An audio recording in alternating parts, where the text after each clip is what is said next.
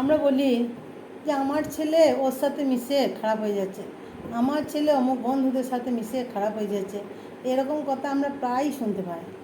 কিন্তু আমার কথা হচ্ছে, আমি যদি নিজের আচরণটা ঠিক না রাখতে পারি, আমার পরিবারের পরিবেশটা ঠিক না রাখতে পারি, তাহলে আমার ছেলের আচরণটা ভালো হবে কোথায়? বাইরে গিয়ে ছেলেরা কখনো ভালো খারাপ কিচ্ছু হয় না, যা হয় বাড়ি থেকেই হয়। মা বাবার কাছ থেকে, দাদু ঠাকুমা বা কাকা পিসি যাদের বড় ফ্যামিলি, সেখান থেকেই শিক্ষাটা পায়। বাড়িতে যেমন শিক্ষা পাবে বাইরে গিয়েও সে সেরকমই শিক্ষা অর্জন করবে। যদি আমি ছোট থেকে মানে 5 থেকে ঠাকুরের বলা 5 থেকে 12 বছরের মধ্যে ছেলেকে তৈরি করে দিতে পারি, মানে ওটা তার ভিত, এই ভিতটা যদি আমি শক্ত করে দিতে পারি, একটা আদর্শকে ধরিয়ে দিতে পারি এবং নিয়মমাফিক চলা তাকে শিখিয়ে দিই, তাহলে মনে হয় কোনো কিছুই তাকে টলাতে পারবে না। যতই খারাপ পাল্লায় পড়ুক না কেন, সে ঠিক সঠিক রাস্তায় ফিরে আসবে। তো আমি এরকমই অনেক ছেলেই দেখেছি এবং আমার ছেলেকেও দেখেছি, যারা খারাপ পাল্লায় পড়েও কিন্তু তারা মানে সেখানে টিকে থাকতে পারে না, পালিয়ে এসে তাদের ভালো লাগবে না। কোনো বন্ধু যদি সিগারেট খায়, তখন সে সঙ্গে সঙ্গে সেখান থেকে চলে আসবে, বলবে আমার সাথে সিগারেট খাচ্ছে, তাহলে আমি আরও 5 জন দেখবে, বলবে আমি ওই দলে আছি, তাহলে ও খায়।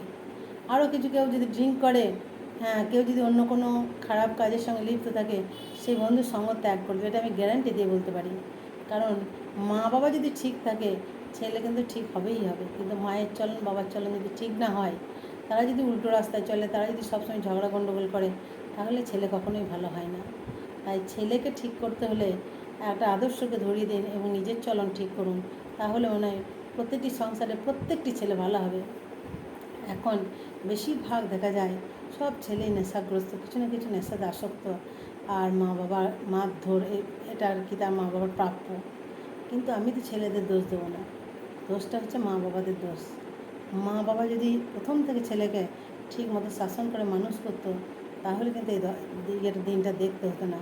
কিন্তু তারাই ঠিক মতো ঠাকুরের পথে চলে না, ঠাকুরের কথা বলে না, তাদের সবসময় উল্টোপাল্টা কথাবার্তা, কোথাও গেলে দুটো ভালো কথা শুনতে পায় না, সব সময়ই শুধু ওই খারাপ কথা, উল্টোপাল্টা কথাবার্তা।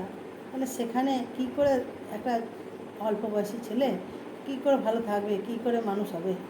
তাই প্রত্যেকে নিজের পরিবারটাকে অন্তত সুস্থ সুন্দর করে রাখা, একটু মুখটা বুঝে সহ্য করে চললে আমার মনে হয় প্রত্যেকেই সুখী হতে পারে, ভালো থাকবে। কী বললে যদি কেউ দুটো কথাই বলে, আমার গায়ে কি ফসকা পড়ে যাবে, না আমি কি মরে যাব? সহ্যের মতো গুণ আর নাই। তাই সহ্য করুন, সব ভালো হয়ে যাবে, সব সুদিন আসবেই আসবে। সবাই ভালো থাকুন, সুস্থ থাকুন।